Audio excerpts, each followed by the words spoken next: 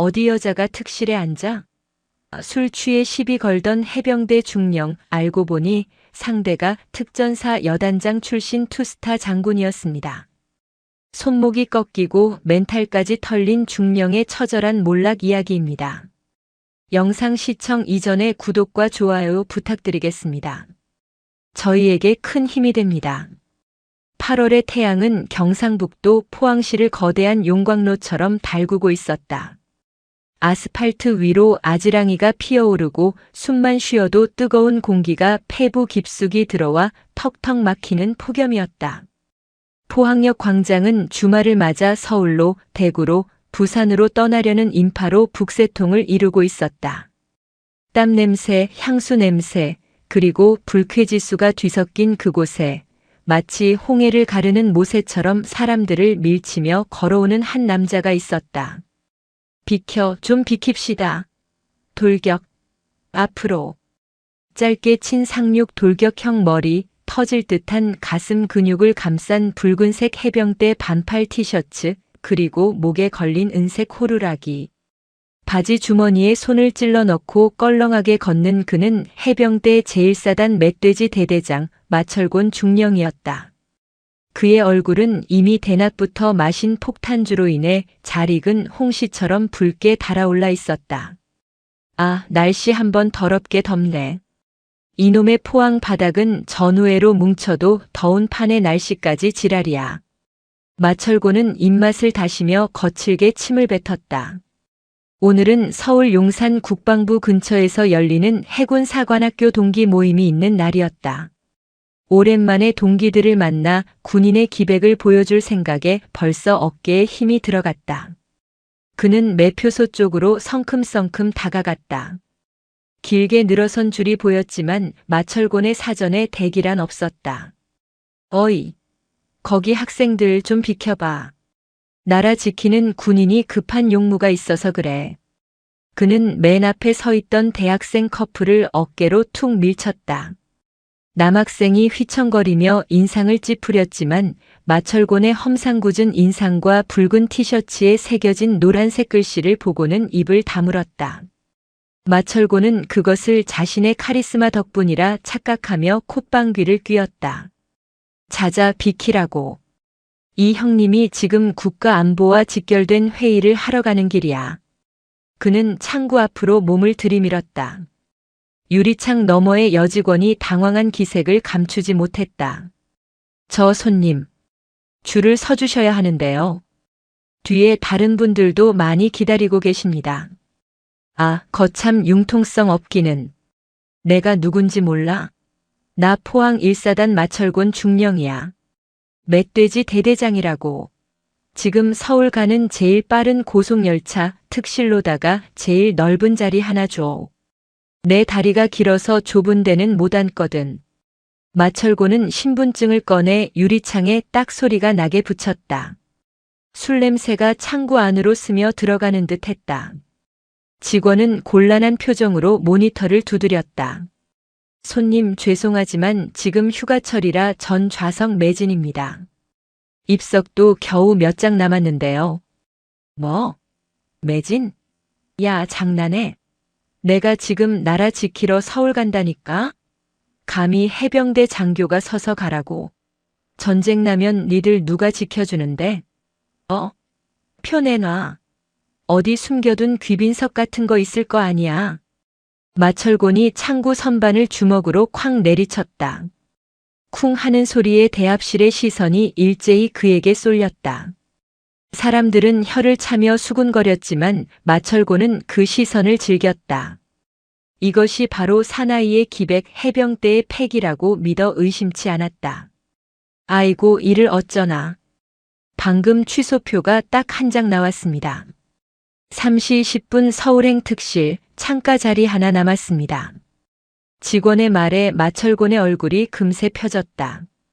꺼봐. 하면 되잖아. 안 되면 될 때까지 그게 해병대 정신이야. 얼른 줘 그거. 마철곤이 카드를 꺼내려던 찰나였다. 그 표 제가 예약 대기 걸어놓은 겁니다. 제 표입니다.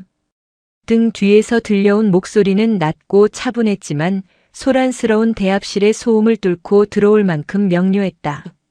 얼음장처럼 차가운 기운이 서려 있는 목소리였다. 마철고는 인상을 팍 쓰며 고개를 돌렸다. 뭐야? 어떤 놈이 감히 해병대 앞길을 막아? 그곳에는 한 중년 여성이 서 있었다.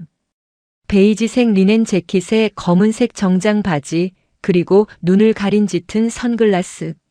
한 손에는 낡지만 관리가 잘 된 가죽 서류 가방을 들고 있었다. 그녀는 백설이었다. 마철고는 그녀를 위아래로 훑어보았다. 그냥 평범한, 아니 조금 기가 세 보이는 아줌마였다.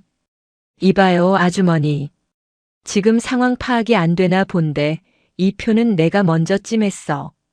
군인이 작전상 급하게 이동해야 한다고. 백설이는 선글라스 너머로 마철곤의 붉게 상기된 얼굴과 풀어헤친 티셔츠, 그리고 진동하는 알코올 냄새를 감지했다. 작전상 이동? 술 냄새가 진동을 하는데 작전이라니. 포항 1사단은 대낮부터 술 마시고 작전 회의하는 게 전통입니까? 그녀의 말 한마디가 마철곤의 폐부를 찔렀다. 주변에서 킥킥거리는 웃음소리가 들려왔다. 마철곤의 얼굴이 터질 듯 붉어졌다. 뭐라? 아니, 이 아줌마가 진짜. 야, 너 말 다 했어? 민간인이면 민간인답게 집에서 밥이나 할 것이지.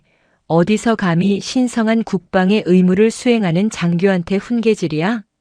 마철고는 검지 손가락으로 백설이의 어깨를 삿대질했다. 좋은 말할 때 저리 가쇼.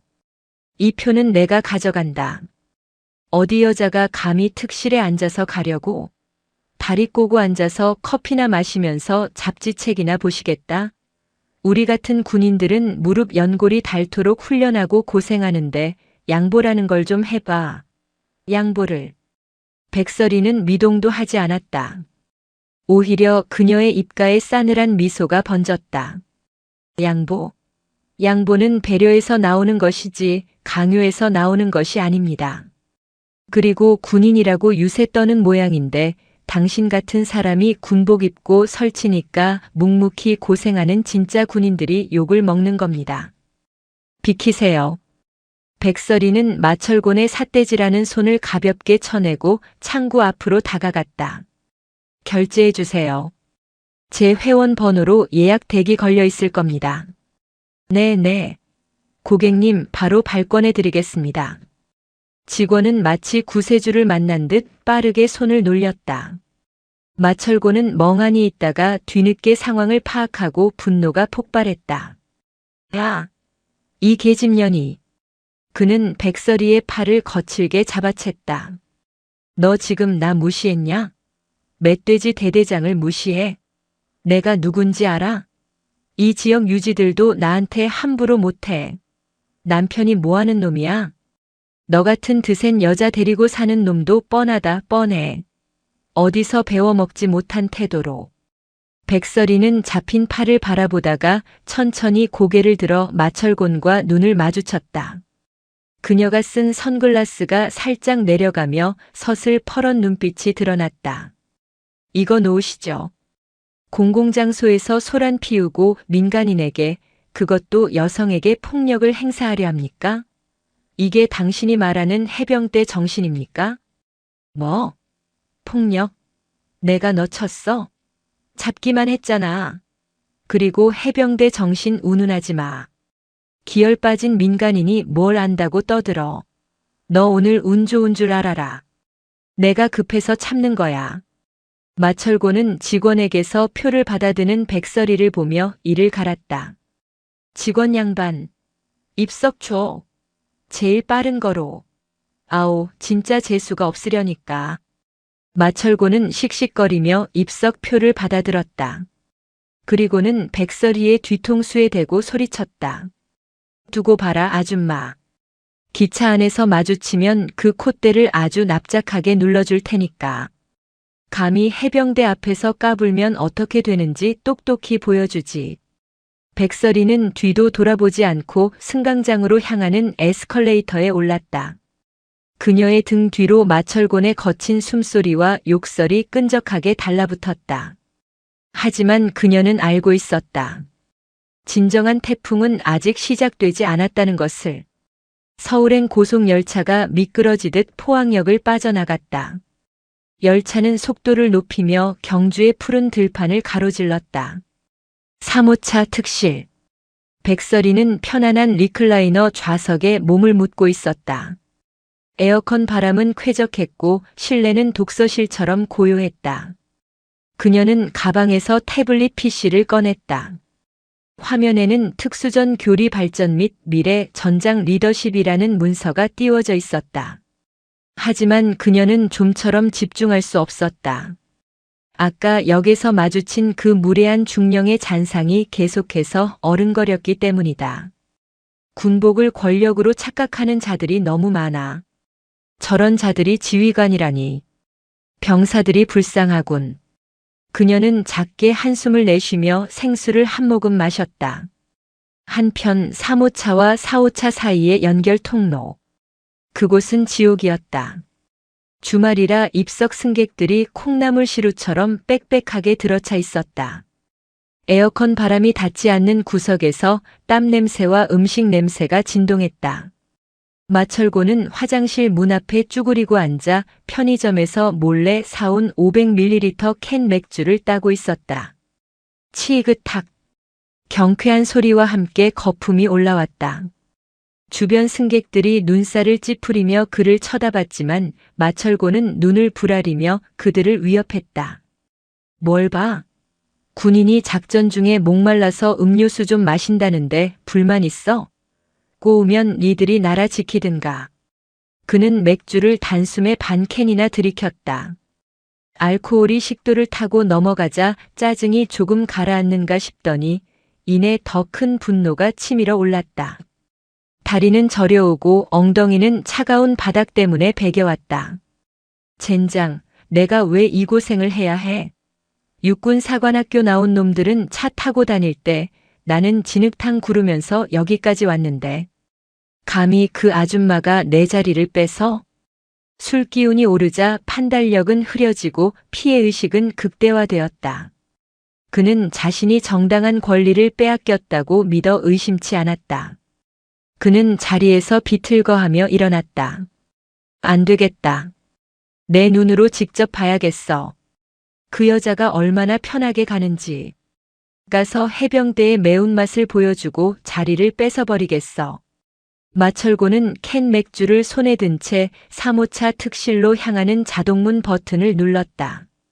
징으하는 소리와 함께 문이 열리고 천국 같은 서늘한 공기가 그의 얼굴을 때렸다. 그 쾌적함이 그를 더 비참하게 만들었다. 마철고는 휘청거리는 걸음으로 복도를 걸었다. 승객들은 조용히 잠을 청하거나 책을 읽고 있었다. 그 평화로운 풍경 속에 붉은 티셔츠를 입은 취객의 등장은 그야말로 재앙이었다. 어디 있냐? 요망한 아줌마. 그의 눈이 먹잇감을 찾는 하이에나처럼 번들거렸다. 그리고 마침내 창가 좌석에서 태블릿을 보고 있는 백설이를 발견했다. 그녀는 안경을 쓰고 서류를 검토하느라 그가 온 줄도 모르고 있었다. 마철고는 비릿한 웃음을 흘리며 그녀의 옆 빈 좌석 원래라면 옆 사람이 앉아 있어야 했으나 운 좋게 비어있던 팔걸이에 털썩 걸터 앉았다. 어이구, 우리 사모님. 아주 팔자 늘어지셨네. 백설이가 깜짝 놀라 고개를 돌렸다. 역한 술 냄새가 코를 찔렀다. 마철곤이 붉은 얼굴을 들이밀며 희죽거리고 있었다. 여기 특실입니다. 입석 승객은 들어오실 수 없습니다. 나가주세요. 백설이가 침착하지만 단호하게 말했다. 야야, 빡빡하게 굴지 마. 자리가 이렇게 텅텅 비었는데 나라 지키는 군인이 좀 앉아가면 덧나냐? 너는 아주 시원하게 오니까 내가 땀 흘리면서 서서 오는 게 우습지? 마철고는 들고 있던 캔 맥주를 흔들며 튄 술방울이 백설이의 재킷에 묻게 했다. 당장 나가세요. 승무원 부르겠습니다. 백설이가 호출 버튼을 누르려 하자 마철곤이 거칠게 그녀의 손목을 쳐냈다. 어허, 어디서 건방지게.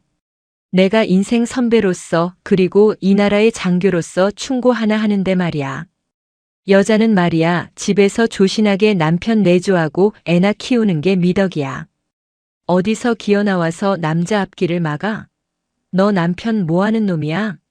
너같이 기센 여자 데리고 사는 놈 보나 마나 집에서 앞치마 두르고 설거지나 하고 있겠구만. 쯧쯧. 백설이의 눈썹이 꿈틀거렸다. 개인에 대한 모욕을 넘어 성별에 대한 비하와 혐오가 도를 넘고 있었다. 주변 승객들이 웅성거리기 시작했다. 저 사람 뭐예요? 군인 같은데 술 취했나 봐. 신고해야 하는 거 아니에요? 하지만 마철곤의 귀에는 아무것도 들리지 않았다. 그는 백설이가 보고 있던 태블릿 PC를 턱짓으로 가리켰다. 그리고 이건 뭐야? 무슨 부동산 투기하냐? 땅 보러 다녀? 치워, 꼴 보기 싫으니까. 그가 손을 뻗어 태블릿을 낚아채려 했다. 백설이가 재빨리 태블릿을 치우며 그를 노려보았다. 당신의 그 저급한 인식 수준이 놀랍군요. 해병대 장교의 수준이 고작 이것입니까? 민간인을 겁박하고 성차별적 발언을 일삼고 근무 시간에 술이나 마시고. 뭐? 저급? 야 이년이 진짜. 마철곤이 폭발했다. 그는 남은 맥주가 든 캔을 바닥에 내동댕이 쳤다. 캉! 하는 날카로운 소리와 함께 맥주 거품이 사방으로 튀었다. 특실안은 순식간에 공포 분위기로 변했다. 너 아까 내가 말했지? 아들 있냐고. 내가 지금 당장 전화 한 통이면 네 아들 군 생활 꼬이게 할 수 있다고. 내가 누군지 알아? 마철곤이야. 해병대 중령이라고. 내가 전화하면 육군이고 공군이고 다 벌벌 기어. 알아? 그것은 명백한 직권 남용이자 협박이었다. 백설이는 자리에서 천천히 일어났다. 그녀의 키는 마철곤보다 작았지만 그녀가 뿜어내는 기세는 거대한 산처럼 마철곤을 압도했다. 그래요? 그 대단한 전화 지금 한번 해보시죠. 누구한테 걸어서 내 아들 군 생활을 망칠 건지 아니면 본인 군 생활을 망칠 건지 한번 봅시다. 백설이의 도발에 마철곤은 이성을 완전히 상실했다. 이게 보자 하니까 진짜. 이게 집년이 어디서 해병대 앞에서 눈을 동그랗게 뜨고 대들어. 매가 약이지 매가 약이야. 마철곤은 솥뚜껑만 한 손을 들어 올려 백설이의 뺨을 향해 휘둘렀다. 군인이 민간인을 그것도 여성을 폭행하려는 끔찍한 순간이었다. 승객들이 비명을 질렀다. 어머, 안 돼요. 하지만 마철곤의 손바닥이 백설이의 뺨에 닿는 일은 없었다. 대신 우두둑 하는 끔찍한 파열음이 특실의 정적을 찢었다. 으악! 돼지멱다는 소리 같은 비명이 터져 나왔다. 백설이는 마철곤이 휘두른 손목을 정확하게 낚아채 반대 방향으로 비틀어 버렸다. 특전사 시절 수십 명의 테러범을 맨손으로 제압하며 익힌 실전 크라브마가 기술이었다. 그녀의 악력은 단순한 여성이 아니었다. 강철 같은 소나귀가 마철곤의 손목 관절을 부러뜨릴 기세로 조여들었다. 이거 안 나? 내 팔 부러져. 마철곤은 고통에 몸부림치며 무릎을 꿇었다. 서서 버티기엔 손목이 끊어질 것 같았기 때문이다. 백설이는 표정 하나 변하지 않고 그를 내려다보았다. 군인이 민간인에게 손찌검을 해? 그것도 술에 절어서? 제정신인가? 그녀의 목소리는 지옥에서 들려오는 심판관의 선고처럼 차가웠다. 이거 폭행이야. 민간인이 영관급 장교를 때려. 너 고소할 거야. 헌병대 부를 거야. 너 감옥 가서 썩게 해줄게. 으악. 마철곤이 발버둥 치며 소리쳤다. 백설이는 코웃음을 치며 잡고 있던 손목을 더욱 강하게 꺾었다가 거칠게 밀어버렸다. 마철곤은 중심을 잃고 바닥에 꼴사납게 나뒹굴었다. 헌병대? 그래, 아주 좋은 생각이군. 안 그래도 부르려던 참이었다. 백설이는 자신의 가방을 열었다. 마철고는 바닥을 기며 씩씩거렸다. 너 진짜 큰일 났어. 내가 지금 사단 법무참모한테 전화해서 널 콩밥 먹일 거야. 감히 해병대 중령을 건드려? 내 인생 종쳤어. 그가 떨리는 손으로 주머니에서 휴대전화를 꺼내려 할 때였다. 백설이가 지갑에서 신분증 케이스 하나를 꺼내 펼쳤다. 그리고 바닥에 널브러진 마철곤의 눈앞에 들이밀었다. 전화하기 전에 관등 성명부터 똑바로 대라, 마철곤 중령. 귀관은 상관을 보고도 경례를 그따위로 하나? 마철곤은 눈을 찌푸리며 그녀가 내민 신분증을 바라보았다. 술과 고통 때문에 시야가 흐릿했지만 신분증에 박힌 사진과 글자는 너무나도 선명했다. 대한민국 육군 소장 백설희 육군 특수전 사령부 부사령관. 그리고 그 아래 은색으로 번쩍이는 두 개의 별. 투스타. 자신의 대대장이 중령, 연대장이 대령. 그리고 하늘처럼 모시는 사단장이 소장이다. 그런데 눈앞에 있는 자신이 아줌마 계집년이라 부르며 폭행하려 했던 이 여자가 바로 사단장급 장군이었던 것이다. 마철곤의 입에서 바람 빠지는 소리가 났다. 뇌가 정지했다. 이게 꿈인가? 몰래 카메라 같은 건가? 하지만 특수전 사령부 마크와 저 압도적인 포스는 가짜일 수가 없었다. 눈이 안 보이나? 아니면 계급 체계를 잊었나? 내 별이 안 보여? 백설이가 호통을 쳤다. 그 소리는 천둥처럼 객실을 울렸다. 소장님?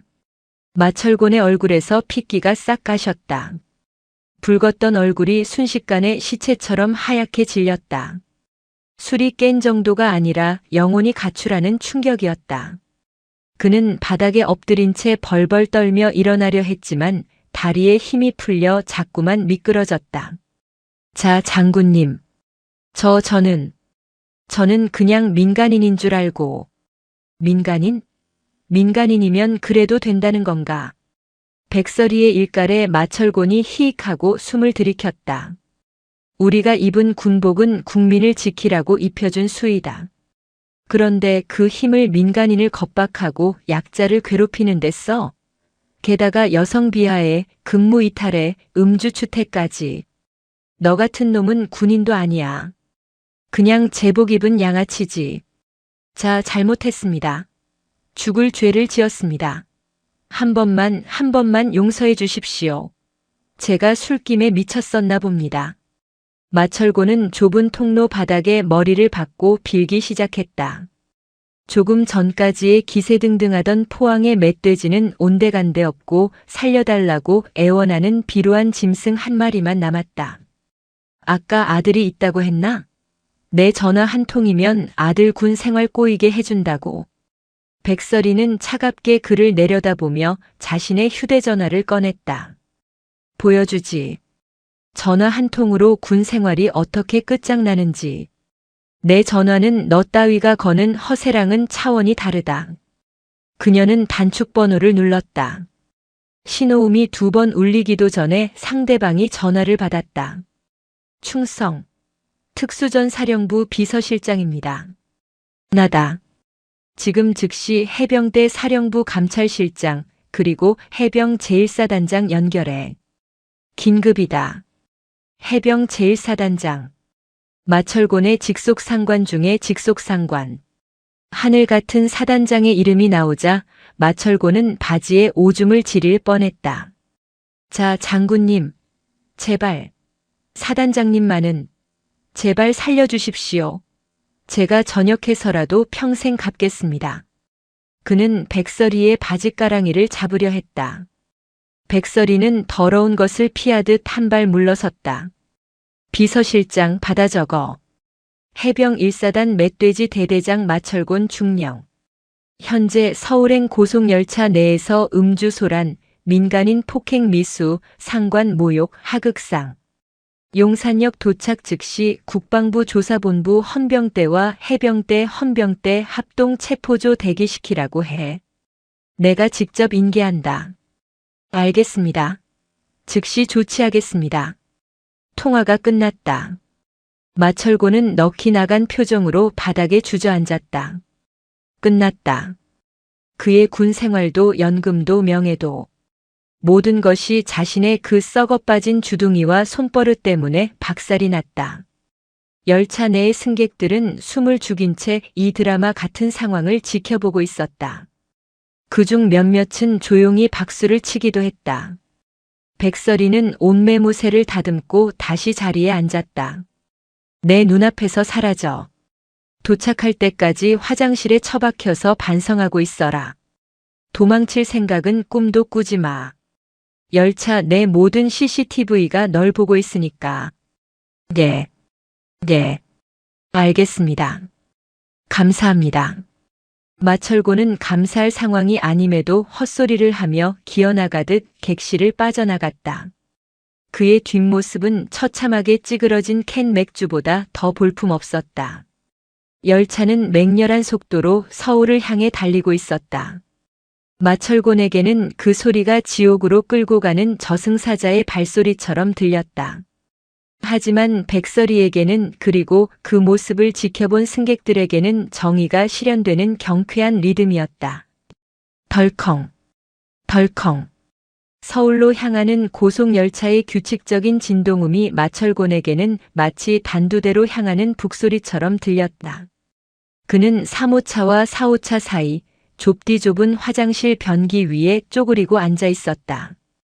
땀과 알코올 그리고 화장실 특유의 암모니아 냄새가 뒤섞여 구역질이 올라왔지만 그는 문을 열고 나갈 엄두조차 내지 못했다. 미친 새끼. 마철곤, 이 등신 같은 새끼.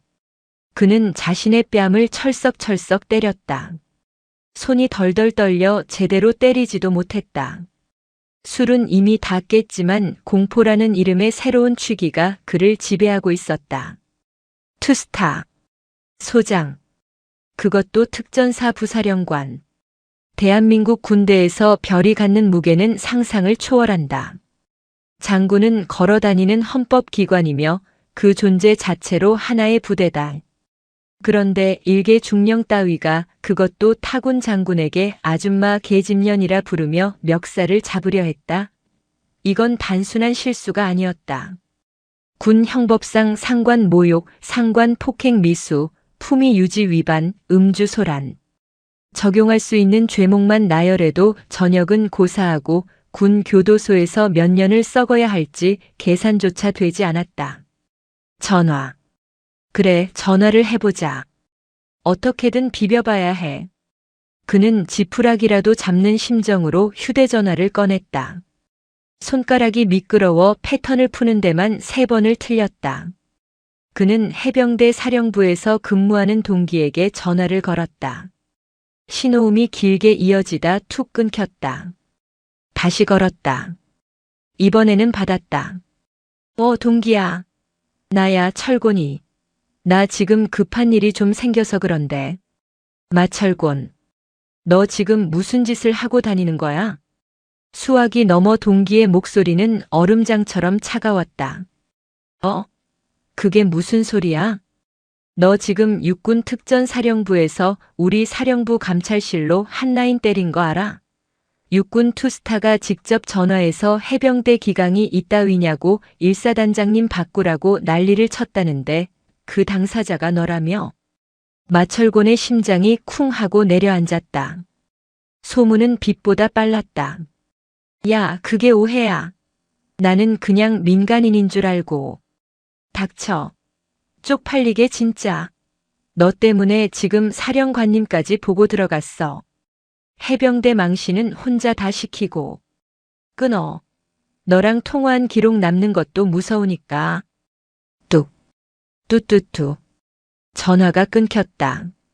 마철곤은 망연자실했다. 해병대 전후에 개나 주라지. 위기 앞에서는 모두가 등을 돌렸다.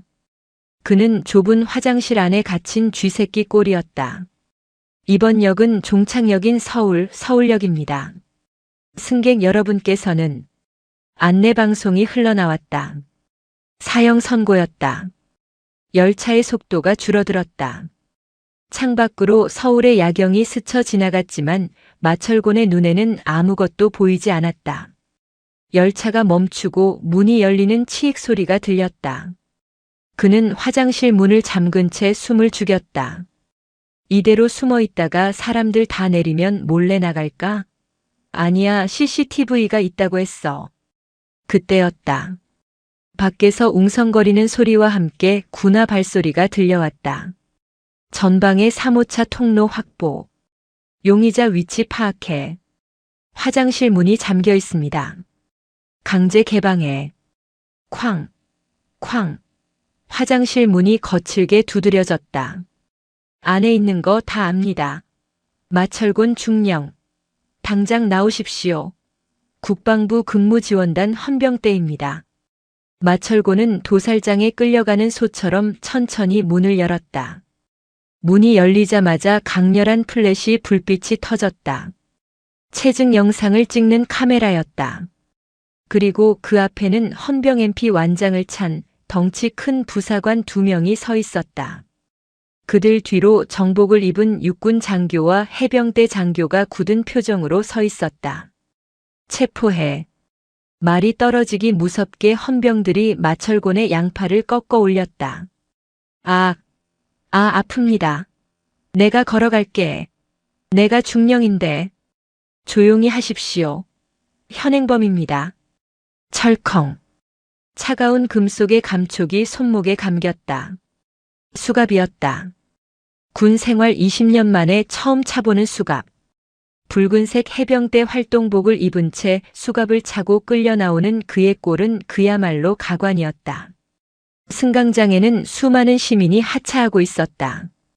그들은 수갑을 차고 끌려 나오는 붉은 옷의 사내를 신기한 듯 쳐다보며 휴대전화를 들어 사진을 찍었다.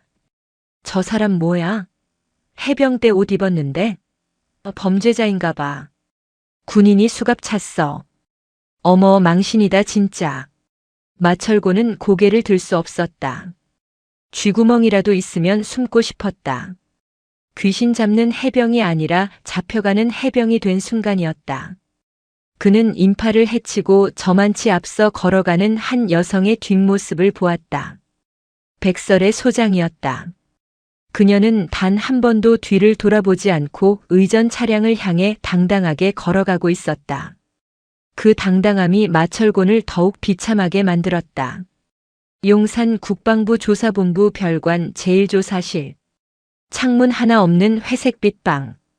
책상 하나와 의자 2개, 그리고 천장에 달린 감시 카메라가 전부인 그곳에 마철곤은 앉아 있었다. 에어컨 바람이 너무 샜다. 땀에 젖은 활동복이 식으면서 한기가 뼛속까지 스며들었다. 철문이 열리고 군 수사관 한 명이 들어왔다. 육군 소령이었다.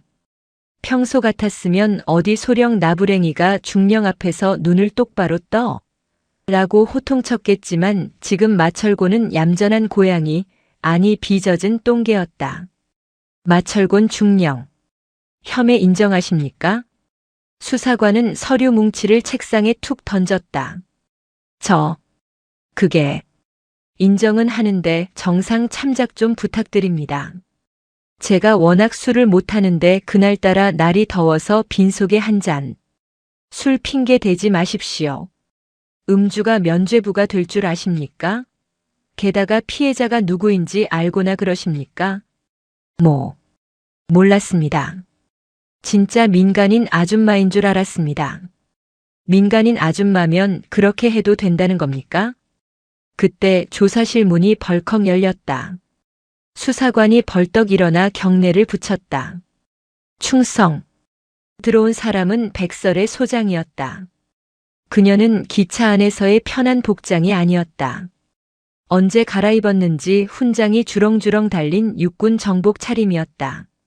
어깨에 투스타 계급장이 형광등 불빛을 받아 마철곤의 눈을 찔렀다. 그녀의 손에는 붉은색 가죽 장갑이 들려 있었다. 마철곤은 의자에서 굴러떨어지듯 내려와 바닥에 머리를 박았다. 충성. 자, 장군님. 죽을 죄를 지었습니다. 백설이는 말없이 의자에 앉았다. 그리고 천천히 가죽 장갑을 책상 위에 올려놓았다. 탁! 그 작은 소리가 마철곤의 심장을 내려치는 것 같았다. 고개 들어. 마철곤이 덜덜 떨며 고개를 들었다. 백설이의 눈은 깊은 심연처럼 어두웠다. 마중령. 자네가 기차 안에서 나한테 뭐라고 했지? 여자는 집에서 밥이나 하고 애나 키우는 게 미덕이라고. 아, 아닙니다. 제가 미쳤었습니다. 그리고 또 뭐라고 했더라? 해병대를 보면 비켜야 한다고. 해병대는 특별하다고. 백설이가 자리에서 일어나 천천히 마철곤의 주위를 돌기 시작했다. 군화 발소리가 마철곤의 귀 바로 옆에서 울렸다. 나는 30년 군 생활 동안 여군이라는 이유로 수많은 편견과 싸워왔다. 707 대테러 팀장 시절 내 부하들은 모두 남자였다. 그들이 나를 인정한 건 내가 여자라서가 아니라 그들보다 더 빨리 뛰고 더 정확하게 쏘고 더 강했기 때문이다. 그녀가 마철곤의 귀에 대고 낮게 속삭였다. 그런데 고작 술에 취해서 민간인한테 행패나 부리는 내 놈이 감히 군인의 자격을 논해?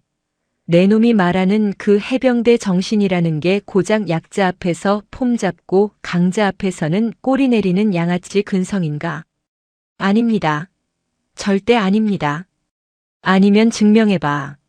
지금 당장. 백설이가 책상을 쾅 내리쳤다. 내가 그렇게 자랑하는 완력으로 나를 제압해보라고. 수갑 풀어줄 테니까 계급장 떼고 남자 대 여자로 군인 대 군인으로 붙어보자. 이기면 없던 일로 해주지. 수사관이 놀라 장군을 쳐다보았지만 백설이의 눈빛은 진심이었다. 하지만 마철곤은 알고 있었다. 기차 안에서 자신의 손목을 꺾어버리던 그 악력. 그건 인간의 것이 아니었다. 덤볐다가는 뼈도 못 추릴 것이 뻔했다. 자, 잘못했습니다. 살려주십시오. 마철곤은 닭똥 같은 눈물을 뚝뚝 흘렸다. 비겁한 놈. 백설이는 싸늘하게 내뱉었다. 너 같은 놈은 적과 싸우는 군인이 아니라 아군 등 뒤에 칼을 꽂는 내부의 적이다. 내 아들의 군 생활을 꼬이게 하겠다고 했지? 약속대로 해주마. 단 대상은 내 아들이 아니라 너다. 백설이는 수사관에게 눈짓했다. 조서 꼼꼼히 꾸며. 토시 하나 빼지 말고 전부 기록해. 그리고 해병대 쪽 인계는 잠시 보류한다. 아직 오실 손님이 한 분 더 남았거든. 손님이라뇨? 마철곤이 멍한 눈으로 물었다. 백설이의 입가에 잔혹한 미소가 걸렸다. 내가 그렇게 찾던 진짜 해병대 말이야. 조사실의 공기가 다시 한번 바뀌었다. 밖에서 웅성거리는 소리가 들리더니 묵직한 발걸음 소리가 복도를 울렸다. 쿵, 쿵, 쿵. 그것은 단순한 발소리가 아니었다. 분노를 억누른 맹수의 발소리였다. 문이 열렸다. 들어온 인물을 본 순간 마철곤의 심장은 그 자리에서 멈추는 듯 했다. 팔각모에 별 2개. 굳게 담은 입술. 이글거리는 눈빛. 해병대 제1사단장 최무성 소장이었다. 마철곤의 직속 지휘관이자 해병대의 전설이라 불리는 인물. 그는 휴가 중 급히 보고를 받고 헬기를 타고 용산으로 날아온 것이었다. 그의 뒤에는 해병대 헌병대장과 주임원사가 침통한 표정으로 서 있었다. 사단장님. 마철곤이 기어가는 목소리로 불렀다. 입 닥쳐. 최무성 소장의 목소리는 작았지만 조사실의 유리를 깨트릴 듯한 진동이 담겨 있었다. 그는 백설의 소장에게 다가가 정중하게 거수 경례를 했다. 백장군, 먼 길 오시게 해서 미안합니다. 그리고 제 부하놈이 저지른 만행에 대해 해병대를 대표해서 사과드립니다. 백설이도 정중하게 답례했다. 최 장군님 잘못이 아닙니다. 어디에나 미꾸라지 한 마리는 있는 법이니까요. 면목 없습니다. 이놈은 제가 직접 처리하겠습니다. 최무성 소장은 천천히 몸을 돌려 마철곤을 내려다보았다. 마철곤은 감히 사단장의 눈을 쳐다보지도 못하고 바닥만 응시했다. 마철곤. 예. 중령 마철곤. 너는 오늘 해병대의 명예를 시궁창에 처박았다. 포항에서 서울까지 오는 그 몇 시간 동안 내가 뱉은 말과 행동 하나하나가 우리 해병대 전체를 욕보였다. 죽을 죄를 지었습니다. 그래, 죽을 죄지. 차라리 전장에서 적에게 죽었으면 명예롭기나 하지. 술 처먹고 민간인 여성에게, 그것도 타군 장성에게 행패를 부려. 내가 그러고도 장교냐? 내가 그러고도 해병이야? 퍽. 최무성 소장의 워커발이 마철곤의 정강이를 걷어찼다. 마철곤이 비명을 지르며 뒹굴었지만 아무도 말리지 않았다. 일어나. 엄살 피우지 말고 일어나. 사단장의 호통에 마철곤은 비틀거리며 일어섰다. 최무성 소장은 마철곤의 가슴을 노려보았다. 왼쪽 가슴에 달린 붉은 명찰. 노란색 글씨로 새겨진 마철곤이라는 이름. 너는 그 붉은 명찰을 달 자격이 없다. 찍. 최무성 소장의 손이 마철곤의 가슴팍을 움켜쥐었다. 그리고 거칠게 잡아 뜯었다. 벨크로로 되어 있던 명찰이 뜯겨나갔다. 붉은 명찰이 바닥에 힘없이 떨어졌다. 해병대원에게 명찰을 뜯기는 것은 사형 선고나 다름없는 치욕이었다. 아! 마철곤은 뜯겨나간 명찰 자리를 멍하니 바라보았다. 자신의 정체성이, 자신의 자존심이 송두리째 뽑혀나간 느낌이었다. 헌병대장. 예, 사단장님. 이 새끼 당장 끌고 가. 해병대 영창이 아니라 국방부 영창에 쳐넣어. 해병대 물 흐리지 않게 타군 죄수들이랑 같이 굴러먹게 해. 그리고 법무실장에게 전해. 최고 수위 징계, 불명예 전역, 연금 박탈, 형사 고발까지 할 수 있는 건 모조리 다 걸어. 알겠습니다. 해병대 헌병들이 마철곤의 양팔을 거칠게 낚아챘다. 마철곤은 울부짖었다. 사단장님, 한 번만 기회를 주십시오. 제가 평생 해병대에 몸 바쳤는데. 사단장님, 끌고 가. 내 눈앞에서 치워. 최무성 소장은 뒤도 돌아보지 않았다. 마철곤은 짐승처럼 질질 끌려나갔다. 복도 저편으로 그의 처절한 울음소리가 멀어져 갔다. 조사실에는 백설이와 최무성 두 장군만이 남았다. 무거운 침묵이 흘렀다. 최무성 소장이 깊은 한숨을 내쉬며 모자를 벗었다. 백 장군, 다시 한번 미안합니다. 내 자식 교육 잘못시킨 탓입니다. 백설이는 씁쓸한 미소를 지었다. 최 장군님, 저자가 밉긴 하지만 한편으로는 불쌍하기도 합니다. 계급과 완장이 자신의 모든 것이라고 착각하며 사는 괴물이 되어버렸으니까요. 이번 일이 우리 군 전체의 경종을 울리는 계기가 되었으면 합니다. 명심하겠습니다. 돌아가면 1사단 전체 정신교육부터 다시 하겠습니다. 특전사 훈련보다 더 빡세게 굴려서 정신개조를 시켜놓겠습니다. 기대하겠습니다. 그럼 저는 이만. 백설이는 가방을 챙겨 일어났다. 최무성 소장이 배웅하려 했지만 그녀는 손사래를 쳤다. 아닙니다. 갈 때는 편하게 가고 싶군요. 올 때 너무 시끄러워서. 조사실을 나서는 백설이의 뒷모습은 거대했다. 그녀는 승리감에 도취된 것이 아니라 군인으로서의 씁쓸함과 책임감을 어깨에 짊어지고 있었다. 밖으로 나온 백설이는 밤하늘을 올려다보았다. 서울의 밤하늘에는 별이 잘 보이지 않았다. 하지만 그녀의 가슴 속에는, 그리고 그녀가 지켜야 할 국민들의 마음 속에는 진짜 별이 빛나고 있었다. 마철곤. 감옥에서 뼈저리게 느껴봐라. 진짜 군인이란 무엇인지. 그녀는 대기하고 있던 관용차에 오르지 않고 택시 승강장으로 향했다. 오늘은 왠지 훈장도 계급장도 떼고 그냥 인간 백설이로서 조용히 귀가하고 싶었다. 물론 마철곤이 치러야 할 대가는 이제부터가 진짜 시작이었다. 국방부 근무지원단 군사경찰대대 유치장. 이곳은 바깥 세상과 단절된 시간조차 얼어붙은 회색빛 공간이었다. 입고 있던 옷, 속옷까지 전부 탈의합니다. 20대 초반의 군사경찰 상병이 무미건조한 목소리로 말했다. 마철고는 입술을 깨물었다. 불과 몇 시간 전만 해도 병사 따위는 눈도 못 마주치던 자신이었다. 야, 상병. 내가 그래도 중령인데 꼭 이렇게까지 해야 하냐? 규정입니다. 빨리 탈의하십시오. 뒤에 대기하는 인원 안 보입니까? 상병의 눈에는 존경심 따위는 없었다. 오직 범죄자를 대하는 경멸과 귀찮음만이 담겨 있었다. 마철고는 치욕스러움에 손을 떨며 붉은색 해병대 활동복을 벗었다.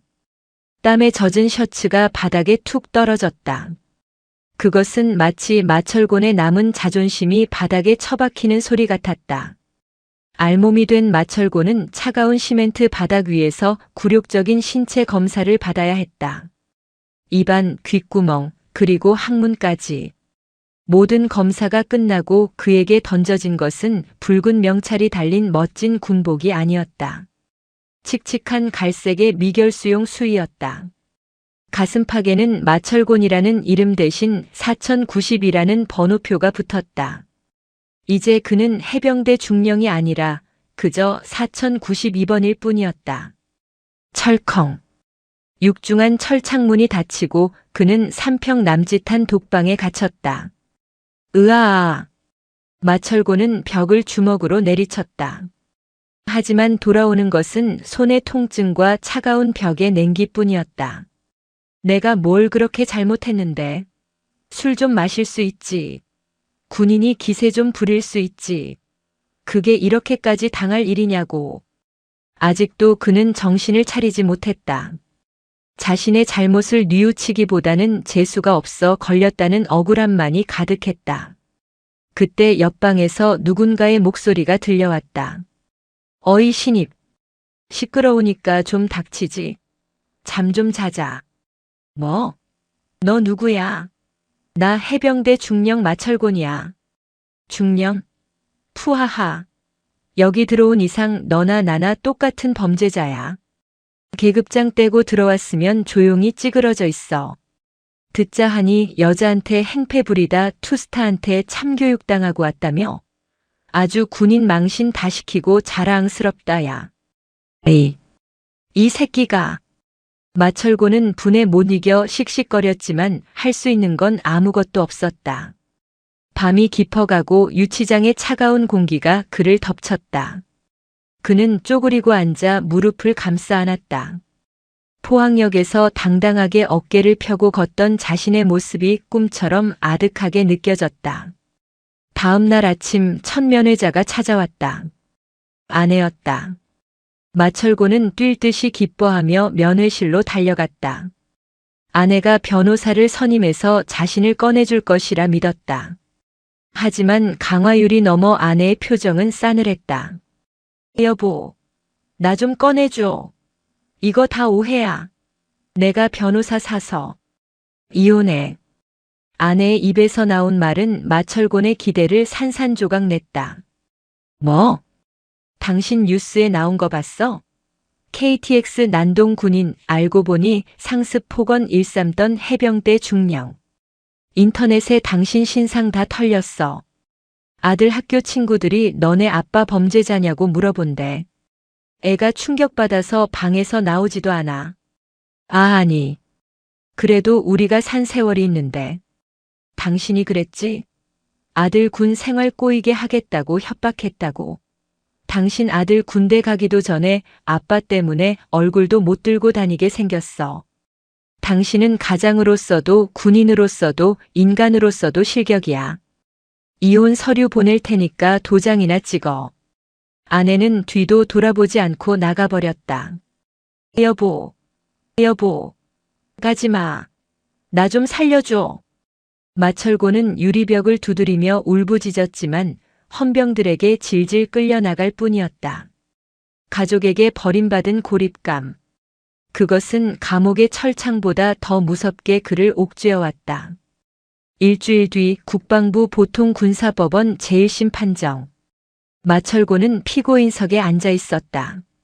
수갑을 찬 손은 다소곳이 모아져 있었고 고개는 푹 숙인 상태였다. 방청석에는 기자들과 군 인권센터 관계자들 그리고 해병대 정복을 입은 감찰 장교들이 앉아 있었다. 그들의 시선이 마철곤의 뒤통수를 따갑게 찔렀다. 지금부터 피고인 마철곤에 대한 선고 공판을 시작합니다. 군 판사의 엄숙한 목소리가 법정을 채웠다. 검찰관군 검사의 자리에서 일어나 공소 사실을 낭독했다. 피고인은 군인 신분임에도 불구하고 근무지를 이탈하여 음주를 하였으며 민간인들이 이용하는 공공장소에서 위력을 과시하고 협박을 일삼았습니다. 특히 피해자가 여성이라는 이유로 비하 발언을 서슴지 않았으며 피해자가 상관임을 인지한 후에도 반성보다는 은폐를 시도했습니다. 이는 국군의 명예를 심각하게 실추시킨 행위로 검찰관의 말 한마디 한마디가 비수가 되어 마철곤에게 꽂혔다. 변호인 변론하십시오. 국선 변호인이 일어났다. 그는 한숨을 푹 쉬고는 의례적인 변론을 시작했다. 피고인이 깊이 반성하고 있으며 20년간 국가에 헌신한 점을 참작하여 선처를 이에 있습니다. 검찰관이 말을 잘랐다. 피고인은 수사 과정에서 재수가 없어서 걸렸다. 남자가 술 좀 마실 수 있는 거 아니냐는 등 전혀 반성의 기미를 보이지 않았습니다. 또한 증인으로 출석한 피해자의 증언을 들어보겠습니다. 증인석으로 향하는 문이 열렸다. 법정 안의 공기가 순식간에 무거워졌다. 정복을 갖춰 입은 백설의 소장이 들어왔기 때문이었다. 그녀의 걸음걸이는 법정을 압도했다. 그녀는 증인 선서를 하고 마이크 앞에 섰다. 증인, 피고인에게 처벌을 원하십니까? 판사의 질문에 백설이는 천천히 고개를 돌려 피고인석의 마철곤을 바라보았다. 마철곤은 몸을 움츠리며 시선을 피했다. 존경하는 재판장님. 저는 오늘 개인적인 모욕감 때문에 이 자리에 선 것이 아닙니다. 백설이의 목소리는 차분했지만 힘이 있었다. 저자는 군복이 주는 권위를 폭력의 도구로 사용했습니다. 국민을 지켜야 할 손으로 국민을 위협했고 부하를 이끌어야 할 입으로 약자를 조롱했습니다. 만약 제가 장군이 아니라 힘없는 민간인 여성이었다면 저자는 아직도 자신의 행동이 해병대의 기백이라고 착각하며 살고 있을 것입니다. 그녀는 잠시 말을 멈추고 방청석을 둘러보았다. 썩은 살은 도려내야 새 살이 돋습니다. 저자가 다시는 군복 뒤에 숨어 타인을 해치지 못하도록 법이 허용하는 가장 엄중한 심판을 내려주시기를 간곡히 요청합니다. 이상입니다. 백설이의 증언이 끝나자 방청석에서는 웅성거림조차 없었다. 침묵만이 마철곤의 목을 조여왔다. 피고인 최후 진술하십시오. 마철곤이 떨리는 다리로 일어섰다. 저기, 제가 술에 취해서 기억이 잘 안 나지만 정말 잘못했습니다. 한 번만 기회를 주시면, 연금이라도 받게 해주시면. 마지막 순간까지도 그는 자신의 안위만을 걱정했다. 판사는 혀를 차며 판결문을 집어들었다. 주문. 피고인 마철곤을 징역 3년에 처한다. 쾅. 망치 소리가 울렸다. 또한 군형법에 의거 피고인을 불명예 제대 조치하며 군인 연금 지급 대상에서 제외한다. 쾅. 쾅. 마철곤의 눈앞이 캄캄해졌다. 징역 3년. 그리고 파면. 연금 박탈.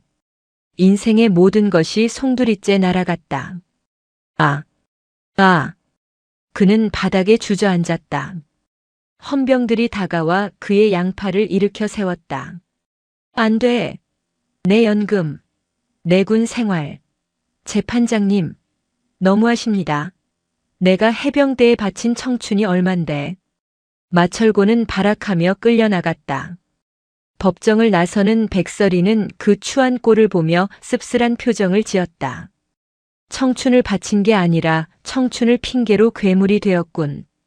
그녀는 모자를 고쳐 쓰고 법정을 나섰다. 밖에는 가을비가 추적추적 내리고 있었다. 마철곤의 눈물처럼 차가운 비였다. 국군교도소. 이곳은 계급장이 없는 세상이었다. 장군 출신이든 이등병 출신이든 모두 똑같은 죄수복을 입고 똑같은 밥을 먹었다. 수감 번호 4092번 마철곤은 교도소 내 화장실 청소 담당이었다. 야, 4092. 저기 변기 구석에 곰팡이 안 보이냐? 칫솔로 빡빡 문지르라고 했지. 20대 초반의 젊은 수감자가 마철곤의 뒤통수를 툭 쳤다. 그는 밖에서 폭행죄로 들어온 상병 출신이었다. 아, 알았어. 할게. 마철곤은 말대꾸조차 하지 못하고 쭈그리고 앉아 변기를 닦았다. 예전 같았으면 어디 감히 라고 소리쳤겠지만 이곳에서 그는 먹이 사슬의 최하위였다. 장교 출신, 그것도 부하들을 괴롭히고 민간인에게 행패 부리다 들어온 질 나쁜 죄수는 수감자들 사이에서도 왕따였다. 쯧쯧 해병대 중령이었다며? 멧돼지 대대장? 멧돼지가 아니라 똥돼지네, 똥돼지. 조롱과 비웃음이 쏟아졌다. 마철곤은 묵묵히 변기 안쪽을 닦았다. 고무장갑 낀 손으로 오물을 닦아내며 그는 생각했다. 내가 왜 이렇게 됐지? 나는 엘리트였는데. 나는 존경받는 지휘관. 아니었나? 그는 스스로에게 질문을 던졌다. 존경? 부하들이 자신을 볼 때 짓던 표정은 존경이 아니라 공포였고 혐오였다. 동기들이 자신을 피하던 이유는 바빠서가 아니라 자신이 부끄러워서였다. 나는 그냥 껍데기였구나. 계급장이라는 껍데기만 믿고 설치던 빈 깡통이었어. 어느 날 교도소 도서관에서 책을 정리하던 마철곤에게 편지 한 통이 도착했다. 보낸 사람은 아들이었다. 이혼 후 연락이 끊겼던 아들의 편지였다. 손이 떨려 봉투를 뜯기조차 힘들었다. 아버지께. 솔직히 아버지가 미웠습니다. 학교에서 친구들이 놀릴 때마다 죽고 싶었습니다. 엄마랑 이혼하고 나서 아버지를 안 보고 사는 게 편하다고 생각했습니다. 그런데 어제 길을 가다가 해병대 군인 아저씨들이 봉사활동을 하는 걸 봤습니다. 땀 흘리며 무거운 짐을 나르고 할머니들을 돕는 모습을요. 문득 옛날 생각이 났습니다. 제가 어릴 때 아버지가 제 목마를 태워주며 아빠는 힘센 해병대니까 널 지켜줄 거야 라고 했던 말이요. 아버지가 저지른 죄는 밉지만 제 기억 속의 젊은 아버지는 멋진 군인이었습니다. 부디 그곳에서 죗값 다 치르시고 껍데기가 아닌 진짜 아버지의 모습으로 진짜 군인 정신을 찾아서 나오시길 바랍니다. 건강하세요. 마철곤은 편지를 끌어안고 오열했다. 도서관 구석에 처박혀 짐승처럼 울었다. 으흐흐. 미안하다. 미안하다 아들아. 그 눈물은 억울함의 눈물이 아니었다. 생애 처음으로 흘리는 뼈저린 참회와 부끄러움의 눈물이었다. 그날 밤 마철곤은 꿈을 꾸었다. 꿈속에서 그는 다시 포항역에 서 있었다. 백설의 소장이 앞에 있었다. 하지만 이번에 그는 소리를 지르지 않았다. 그는 조용히 물러서며 고개를 숙였다. 먼저 가십시오. 제가 기다리겠습니다. 백설이가 미소를 지으며 지나갔다. 그리고 뒤이어 수많은 사람, 자신이 무시했던 병사들, 식당 아주머니, 부하 장교들이 지나갔다. 마철곤은 그들 한 명 한 명에게 허리 숙여 인사했다. 수고하십니다. 감사합니다. 잠에서 깬 마철곤의 눈가는 젖어 있었다. 다음 날부터 마철곤은 달라졌다. 누가 시키지 않아도 가장 더러운 곳을 청소했다. 자신을 괴롭히던 젊은 수감자들에게도 진심으로 대했다. 김상병, 아니 2103번. 내가 그동안 꼰대처럼 굴어서 미안했네. 내 나이 먹고 부끄러운 짓을 했어. 처음에는 비웃던 수감자들도 마철곤의 진심 어린 태도에 점차 마음을 열기 시작했다. 그는 더 이상 멧돼지가 아니었다. 묵묵히 자신의 죄를 씻어내는 수행자였다. 어느 겨울날 폭설이 내려 교도소 연병장에 눈이 쌓였다. 제설 작업에 투입된 마철곤은 땀을 뻘뻘 흘리며 눈을 치웠다. 문득 하늘을 올려다보니 먹구름 사이로 햇살이 비치고 있었다. 백설의 장군님, 당신이 옳았습니다. 그는 빗자루를 꽉 쥐었다.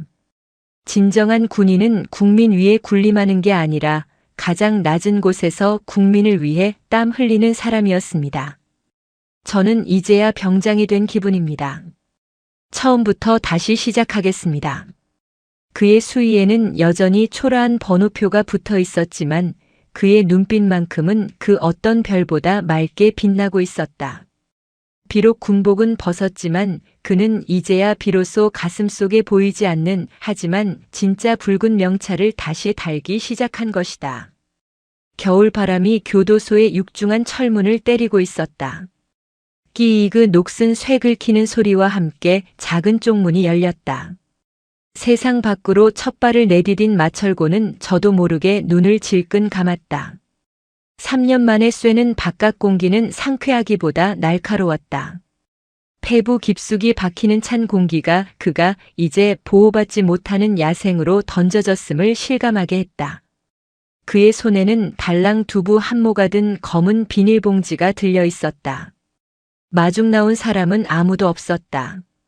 아내와는 이혼했고 아들은 군대에 갔으며 옛 전우들은 그를 해병대의 수치라 부르며 연락을 끊었다. 춥군. 마철곤은 낡은 점퍼깃을 여몄다. 수감 생활 동안 살이 많이 빠져 예전에 풍채 좋던 멧돼지의 모습은 온데간데 없었다. 흰머리가 희끗희끗한 그저 초라한 중년 사내만이 그곳에 서 있었다. 그는 뒤를 돌아 교도소 담벼락을 향해 깊숙이 고개를 숙였다. 교도관들에게 그리고 지난날 자신이 괴물이었음을 깨닫게 해준 그곳의 시간들에게 보내는 인사였다. 감사했습니다. 그는 터벅터벅 걸어 버스 정류장으로 향했다. 주머니 속에는 교도소에서 작업 장려금으로 받은 푼돈과 아들이 면회 왔을 때 쥐어준 꼬깃꼬깃한 10,000원짜리 몇 장이 전부였다. 사회는 전과자에게 그것도 불명예 전역한 장교에게 냉혹했다. 마철곤은 일자리를 찾아 헤맸다. 경비업체, 택배 상하차, 주차관리. 이력서를 낼 때마다 군 복무 기록이 발목을 잡았다. 불명예 전역이라는 붉은 낙인은 주홍글씨처럼 그를 따라다녔다. 아니, 마씨 아저씨. 군대에서 무슨 사고를 쳤길래 연금도 못 받고 쫓겨났어? 우리 회사는 전과자는 좀 곤란한데. 인력사무소 소장의 말에 마철곤은 쓴웃음을 지으며 고개를 숙였다. 죄송합니다. 다른 일이라도 시켜만 주시면 뭐든 하겠습니다. 결국 그가 얻은 일자리는 서울역 환경미화원이었다. 3년 전 자신이 그토록 거만하게 활보하며 민간인을 무시했던 바로 그곳. 운명의 장난처럼 그는 다시 서울역으로 돌아왔다. 하지만 이번에는 붉은 명찰을 단 중령이 아니라 형광색 조끼를 입고 쓰레기를 줍는 청소부였다. 토사물입니다. 여기 좀 치워주세요. 새벽 첫 차를 기다리는 노숙자가 대합실 한복판에 구토해 놓았다. 역한 냄새에 지나가는 시민들이 코를 막고 인상을 찌푸렸다. 아, 진짜 더럽게. 아저씨 빨리 좀 치워요. 말쑥한 정장을 입은 젊은 남자가 마철곤에게 소리쳤다. 예전에 마철곤이라면 어디 어른한테 라며 멱살을 잡았을 것이다. 하지만 지금의 마철곤은 묵묵히 대걸레를 들고 다가갔다. 예, 죄송합니다. 금방 치우겠습니다. 불편을 드려 죄송합니다.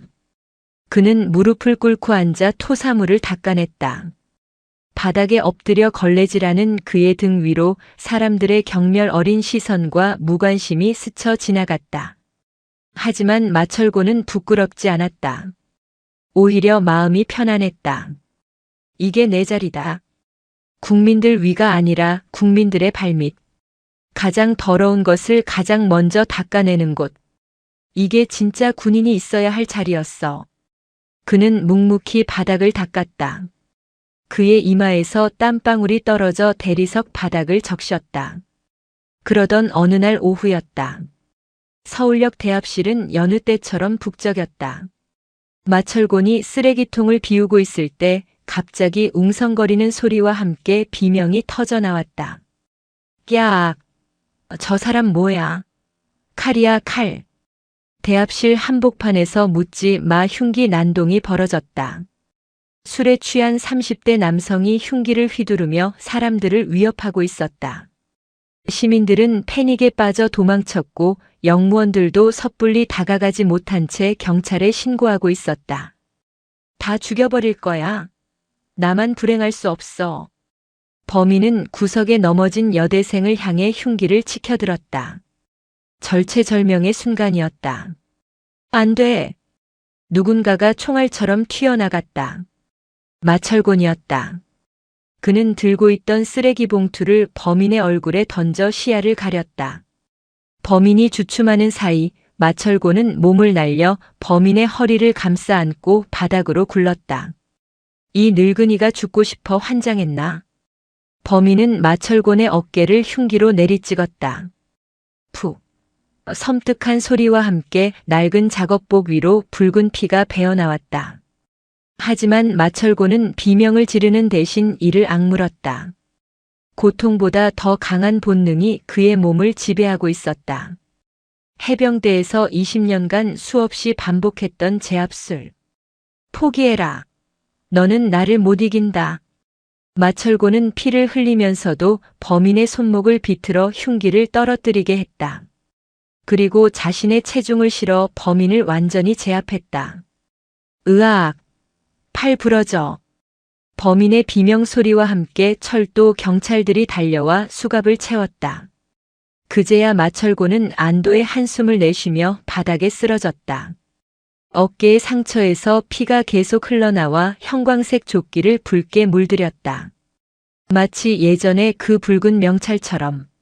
아저씨, 괜찮으세요? 119.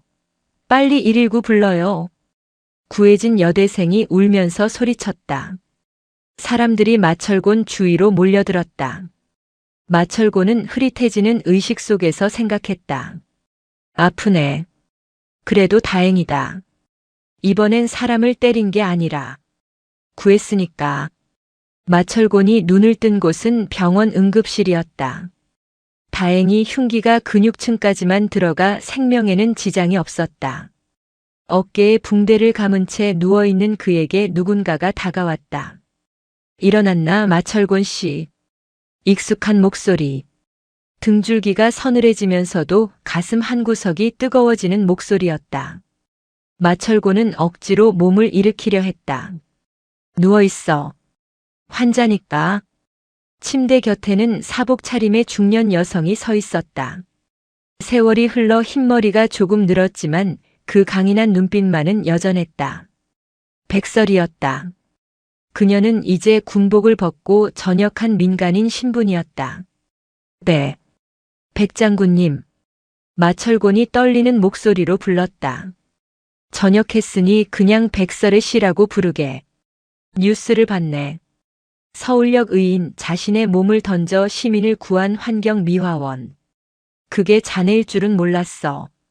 백설이는 침대 옆 의자에 앉아 마철곤을 지그시 바라보았다. 3년 전 기세등등한 멧돼지 같던 사내는 이제 상처 입고 초라한 늙은 짐승처럼 보였다. 하지만 그녀의 눈에 비친 마철곤은 그때보다 훨씬 강해 보였다. 면목 없습니다. 장군님을 다시 뵐 면목이 없습니다. 저는 그냥 제 할 일을 했을 뿐입니다. 마철곤은 고개를 숙였다. 할 일을 했다라. 예전에는 군복을 입고도 하지 못했던 일을 이제는 청소복을 입고 해냈군. 백설이가 가방에서 작은 상자 하나를 꺼내 마철곤의 손에 쥐어주었다. 이게 뭡니까? 열어보게. 마철고는 떨리는 손으로 상자를 열었다. 그 안에는 붉은색 명찰이 들어있었다. 하지만 군대에서 쓰던 플라스틱 명찰이 아니었다. 붉은색 실로 정성스럽게 자수가 놓인 수제 명찰이었다. 이름은 마철곤. 내가 아는 자수 장인에게 부탁해서 하나 만들었네. 자네가 교도소에 있을 때 아들에게 편지를 받았거든. 아버지가 많이 달라지셨다고, 진짜 군인이 되어 가시는 것 같다고. 마철곤의 눈에서 눈물이 뚝뚝 떨어져 붉은 명찰 위로 번졌다. 자네는 계급장을 잃었고 군복도 잃었지. 하지만 오늘 자네가 흘린 그 피로 증명했네. 자네 가슴 속에는 그 누구보다 붉고 뜨거운 명찰이 달려있다는 것을. 백설이가 자리에서 일어났다. 고생했네, 해병. 자네는 오늘 멧돼지가 아니라 진짜 사냥개처럼 용맹했어. 그녀는 마철곤을 향해 거수 경례를 했다. 현역 시절의 칼 같은 각도는 아니었지만 그 어떤 경례보다 존경과 진심이 담긴 경례였다. 마철곤은 붕대 감은 팔을 억지로 들어 올렸다. 어깨가 찢어질 듯 아팠지만 그는 멈추지 않았다. 눈물범벅이 된 얼굴로 그는 생애 가장 완벽하고 가장 겸손한 자세로 경례를 올렸다.